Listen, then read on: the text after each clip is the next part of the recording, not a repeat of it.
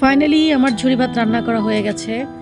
ঝুরি দিয়েছি আর এই যে দেখেন মাশাআল্লাহ অনেকগুলো হয়েছে। অনেক বেশি কষ্ট হয়ে যাবে আজকে আমাদের, তবে নরম করতে হবে। হলুদ ভাত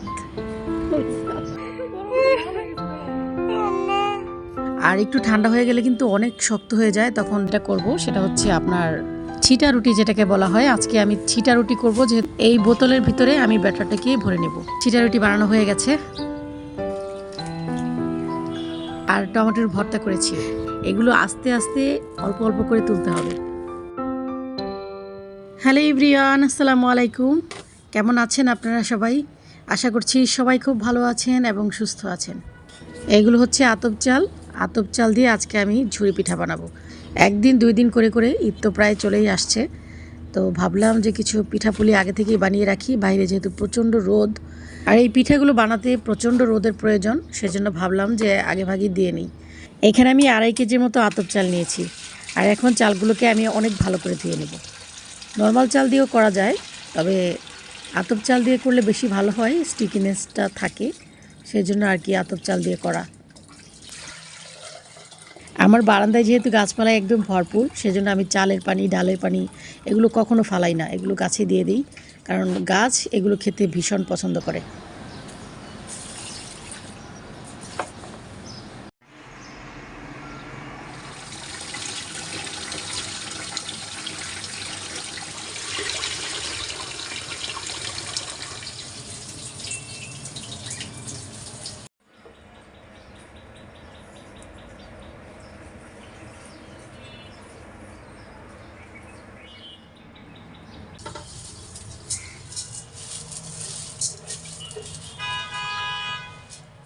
এখানে আমি যতটুকু চাল নিয়েছি তার দ্বিগুণ পানি দিয়ে দিব, তবে দ্বিগুণ থেকে 1 কাপ বেশি দিব, কারণ চালগুলো আমি একটু নরম নরম করে রান্না করব। যে বাটিতে চাল ছিল আমি সেই বাটিতে মেপে দিয়েছি, এখন মনে হচ্ছে যে একটু বেশি হয়ে গেছে, তাই কমিয়ে দিলাম 2 কাপ। স্বাদ মতো লবণ দিয়ে দিলাম, এটা অবশ্য আমার সুবিধার জন্য দিলাম, কারণ আমি গরম ভাত লবণ দিয়ে দিয়ে মাখতে পারবো না, সেজন্য আমি লবণ দিয়ে দিলাম আগে ভাগে। দেখি আমার ভাতের কি অবস্থা। এই তো দেখেন, আরেকটু হবে মনে হচ্ছে, আরেকটু হবে। ফাইনালি আমার ঝুরি ভাত রান্না করা হয়ে গেছে। এই তো দেখতেই পাচ্ছেন খুব সুন্দরভাবে সব শুকিয়ে গেছে, আর যেটুকু চিটচিটে দেখা যাচ্ছে এটাও থাকবে না, একটু পর ঠান্ডা হলে একদম শক্ত হয়ে যাবে। এখন এটা ধুইতে হইব না। Thank you. এই ঝাঁঝরিটা আমার এক প্রতিবেশী ভাবির কাছ থেকে ধার করে নিয়েছি একদিনের জন্য, তো এটাকে এখন আমি খুব ভালো করে পরিষ্কার করে ধুয়ে নেব। যদিও ভাবি অনেক সুন্দর করে পরিষ্কার করে ধুয়ে রেখে দিয়েছিল, তারপর আমরা আবার একটু পরিষ্কার করে নিলাম। ফাইনালি পরিষ্কার করা হয়ে গেছে। একটা পরিষ্কার বিছানার চাদর বিছিয়ে নিলাম, আর এখানে আমাদের গরম ভাত একদম রেডি। প্রচণ্ড রোদ, আমরা ভুল সময় ছাদে উঠে গেছি গাইস। এখন 11টা বাজে, আর এই ঝুড়ি কিন্তু একদম সকাল সকাল দিতে হয় রোদ ওঠার আগে, কিন্তু আমরা একদম রোদ ওঠার পরেই ঝুড়িটা দিচ্ছি, সেজন্য অনেক বেশি কষ্ট হয়ে যাবে আজকে আমাদের। ভাতটা যেহেতু আমরা আগে ভাগে লবণ দিয়ে রান্না করেছিলাম, সো লবণ দেওয়ার আর কোনো চিন্তা নেই, তবে ভাতটাকে খুব ভালো করে মেখে নিতে হবে যাতে একদম নরম নরম হয়ে যায়। গাইস, সূর্যটা কিন্তু একদম আমাদের কপাল বরাবর, আর আমরা গরম গরম ভাত নিয়ে এখন ডলা শুরু করে দিয়েছি। আর কি যে কষ্ট হচ্ছিল আমার, বলে বোঝাতে পারবো না। একে তো গরম ভাত ডলছি, আর এক হচ্ছে রোদে পড়ছি।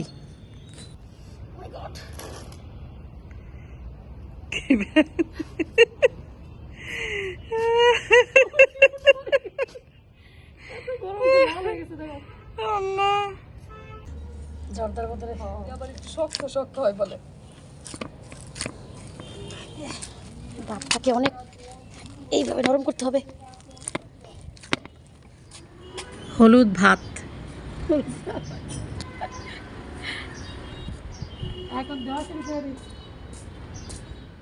ঝুরি পিঠা আমার কাছে সাদাই ভালো লাগে, তবে আমার বান্ধবী বারবার বলছিল যে কিছুটা হলুদ কালার করার জন্য।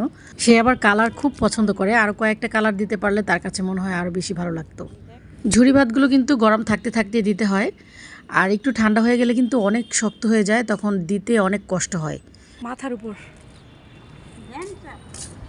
শেষ আমাদের ঝুড়ি দেওয়া। ফাইনালি আমাদের ঝুড়ি দেওয়া শেষ। আজকে আপনাদের ভাইয়ার খুব ইচ্ছে হচ্ছে গরু মাংসের ঝোল দিয়ে সাদা ভাত খাবে। আমার হাতে গরু মাংসের ঝোলটা আপনাদের ভাইয়া ভীষণ পছন্দ করে। তো আজকে আমি কিভাবে রান্না করি সেটা আপনাদের সাথে শেয়ার করব। কোনো বোট পেঁয়াজও আজকে কিচ্ছু হবে না, একদম সাদামাটা ইফতার হবে আজকে। গরু মাংসের ঝোল তো থাকবেই, তারপর করব জলপাই দিয়ে টক ডাল আর টক টমেটোর ভর্তা করব। আমি সবসময় হাতে মেখে গরু মাংস রান্না করি, আর আদার চাইতে রসুনের পরিমাণটা আমি সবসময় একটু বেশিই দেই, যার কারণে মাংসের টেস্টটা অনেক বেশি ভালো আসে। যারা রসুন খেতে একেবারেই পছন্দ করেন না তারা অবশ্য বলেন যে রসুন রসুন একটা ঘ্রাণ আসে। আসলে খুব ভালো করে যদি আপনি মাংসটা কষিয়ে নেন তখন আর রসুনের ঘ্রাণটা আসবে না, তখন শুধু টেস্টটাই থাকবে। আর গুঁড়ামরিচের ঝালটা যদি আপনারা খেতে না চান তাহলে কাঁচামরিচের ঝাল দিয়ে খাবেন, তাহলে দেখবেন আরও বেশি ভালো লাগবে। গরু মাংস আবার ঝাল না হলে ভালো লাগে না, সামান্য একটু ঝাল থাকবেই। এটা না হলে আবার গরু মাংস একদম মিষ্টি মিষ্টি লাগে, সেটা খেতে আবার ভালো লাগে না। গরম তেলের উপর এলাচি, দারুচিনি, তেজপাতা আর গোলমরিচ দিয়ে দিলাম, আর পেঁয়াজ কুচিটাকে একদম বাদামি করে ভাজতে হবে। রমজান ছাড়া নর্মাল দিনগুলোতে আমরা প্রতিদিনই ডাল খেতাম, তো রমজান আসার পর আসলে ডাল খাওয়া হচ্ছে না, সেজন্য ডালের একটা পিপাসা রয়েই গেছে মনের ভিতর। ইফতারে ভাজা পোড়া এটা সেটা খাওয়ার পর আসলে ভাত খাওয়ার কোনো রুচি থাকে না, আর ভোর রাত্রে ডাল দিয়ে ভাত খাওয়া তো কোনোভাবেই সম্ভব না। আজকে যেহেতু ইফতারে ভাজা পোড়া থাকবে না, সাদা ভাত থাকবে, সেজন্য আজকে ডাল রান্না করছি। আর আমি ডালে টক ছাড়া একদমই খেতে পারি না, যখনই ডাল রান্না করব তখনই আমার ডালে টক দিতে হবে, এটা মাস্ট। সেজন্য আমি সবসময় ডিপ ফ্রিজে টক রাখি, সেটা আম হোক অথবা জলপাই হোক। গরু মাংস থেকে পানিটা প্রায় শুকিয়ে গেছে, তো এখন আমি এখানে কয়েকটা আলু দিয়ে দিলাম আর পেঁয়াজ কুচি দিয়ে দিলাম, গরম মশলার গুঁড়ো সব কিছু দিয়ে এখন আমি আরেকটু ভালো করে কষিয়ে নেব। একদম শুরু থেকেই ডালে লবণ দিলে বেশি ভালো হয়, আমার আসলে মনে ছিল না। তো আমি আদা রসুন বাটা দিয়ে দিলাম, সামান্য হলুদের গুঁড়ো আর সামান্য একটু মরিচের গুঁড়ো দিয়ে দিলাম, পেঁয়াজ কুচি, আর এটাতে আমি কয়েকটা দিয়ে দেবো জলপাই। এই যে দেখেন 4টা জলপাই নিয়েছি, একটু টক না হলে ভালো লাগবে না। গরুর মাংস যত ভালো করে কষাবেন গরুর মাংসের টেস্টটাও তত ভালো আসবে। একদম সাদা ভাত দিয়ে ইফতার করব সেটা আমি কিছুতেই মেনে নিতে পারছি না গাইস, সেজন্য আজকে আমি যেটা করব সেটা হচ্ছে আপনার ছিটা রুটি যেটাকে বলা হয়। আজকে আমি ছিটা রুটি করব, যেহেতু গরু মাংস রান্না করছি, তো আমার জন্য কয়েকটা ছিটা রুটি বানাবো। গরু মাংস দিয়ে ছিটা রুটি খেতে নাকি অনেক ভালো লাগে, তো আমি তো জীবনে কখনো খাইনি, আজকেই প্রথম খাবো। তো যাই হোক, আজকে দেখি খেয়ে কেমন লাগে।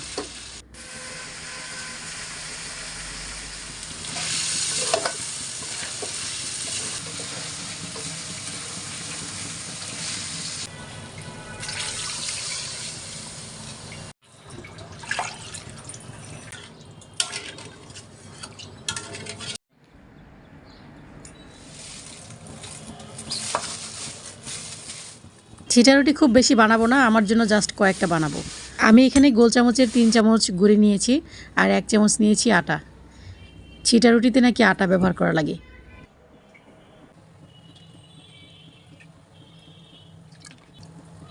একদম পাতলা করে ব্যাটারটা বানাতে হবে। তো হয়ে গেছে আমার ব্যাটার বানানো। এখন আমি যেটা করব, এই যে দেখেন, এই বোতলের ভিতরে আমি ব্যাটারটাকে ভরে নেব। এটা আমার কাছে মনে হচ্ছে খুবই ইজি প্রসেস।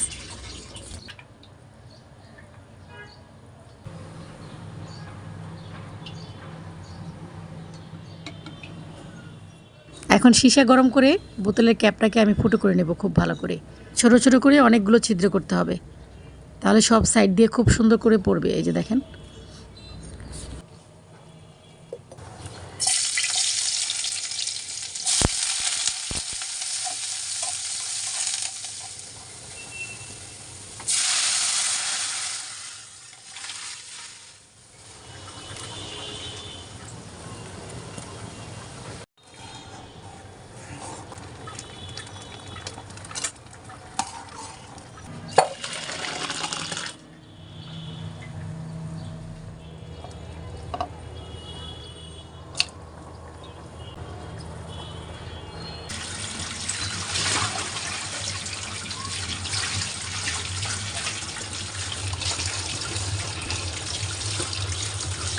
যে কোনো ফ্রুটস আমি সব সময় ধুয়ে টেবিলের উপর রেখে দিই, যাতে যখন তখন খেতে পারি।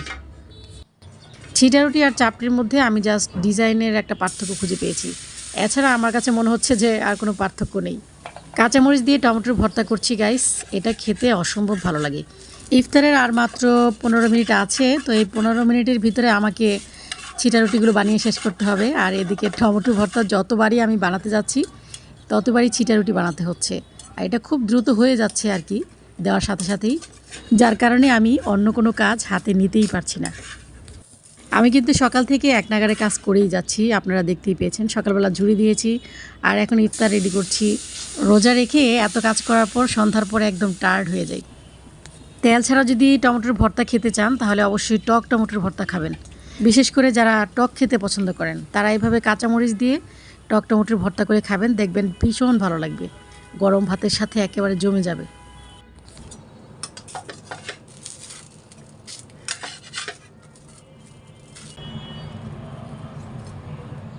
ফাইনালি আমার চিটা রুটি বানানো হয়ে গেছে। গরুর মাংসতে যদি এরকম মাখো মাখো ঝোল থাকে তাহলে বিশ্বাস করেন অনেক ভালো লাগে, অনেক ভালো লাগে।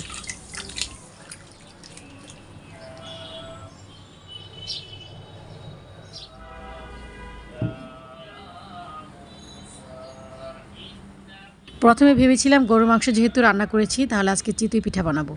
পরে ভাবলাম চিতই পিঠা যদি খাই তাহলে আমি একদম ডিহাইড্রেশনে পড়ে যাব। তো ডিহাইড্রেশন খাবার তো কোনোভাবেই খাওয়া যাবে না, যেহেতু আমরা সারাদিন রোজা রাখি। আর এমনিতেও গরুর মাংস কিন্তু অনেক ডিহাইড্রেশনে ফেলে দিবে। দ্যাটস ওয়াই আমি ডাল রান্না করেছি আর টমেটোর ভর্তা করেছি। চাইলে আমি সামান্য সবজি রান্না করেও রাখতে পারতাম, কিন্তু বিশ্বাস করেন গাইস, গরুর মাংস যেদিন রান্না করব সেদিন অন্য কোনো খাবারে কেউ হাতও দিবে না। তো শুধু শুধু কষ্ট করে রান্না করার পর যদি কেউ নাই খায় তাহলে খুব খারাপ লাগে। আর সেগুলো একবার যদি ফ্রিজে ঢুকাতে পারি সেগুলো ফ্রিজেই থেকে যায় আর বের হয় না। রমজান মাসে ভাজা পোড়া ছাড়া আমার মনে হয় না যে আর কিচ্ছুটি খাওয়া হয়। গতকালকে ঝুড়ি দিয়েছি, অর্ধেকটা শুকানোর পর বাসায় নিয়ে এসেছিলাম, সেটা আপনাদের সাথে শেয়ার করা হয়নি। তো আজকে একদম সকালবেলা ঝুড়িগুলো আবার রোদে দিলাম। এখন বাজে 2টা। প্রচুর রোদে ঝুড়িগুলো খুব সুন্দরভাবে শুকিয়েছে। তো এখন আমি ঝুড়িগুলো কাপড় থেকে তুলে নেব। আর প্রত্যেকটা ঝুড়ি কাপড়ের সাথে এমনভাবে এঁটে আছে, এগুলো আস্তে আস্তে অল্প অল্প করে তুলতে হবে। গাজীপুরের ঐতিহ্যবাহী এই ঝুড়ি পিঠা চাইলে আপনারাও দিতে পারেন। এটা কিন্তু খুবই সহজভাবে দেওয়া যায় যদি আপনার একটা ঝাঁঝরি থাকে। এখন হয়তো আপনাদের মনে অনেক প্রশ্ন থাকতে পারে ঝাঁঝরি কোথা থেকে নিয়েছি। আসলে এটা আমার এক প্রতিবেশী ভাবির ঝাঁঝরি। ওই ভাবিটা একটা কাঠমিস্ত্রির দোকান থেকে এটা বানিয়েছে। আপনিও চাইলে এইভাবে বানিয়ে নিতে পারেন খুব সহজ করে। গ্রামগঞ্জের ভাবিরা এই ঝুড়িগুলো কিন্তু বালু দিয়ে ভাজে, আর ঢাকা শহরে যারা থাকি আমরা তারা তেল দিয়ে ভেজে তারপর গুড়ের শিরায় দিই। 2.5 কেজি চালের ঝুড়ি দিয়েছি, আর এই যে দেখেন মাশাল্লাহ অনেকগুলো হয়েছে। সবাইকে অগ্রিম ঈদ মোবারক জানিয়ে শেষ করছি আমার আজকের ব্লগ। ভালো থাকবেন, সুস্থ থাকবেন। আল্লাহ হাফেজ, আসসালামু আলাইকুম।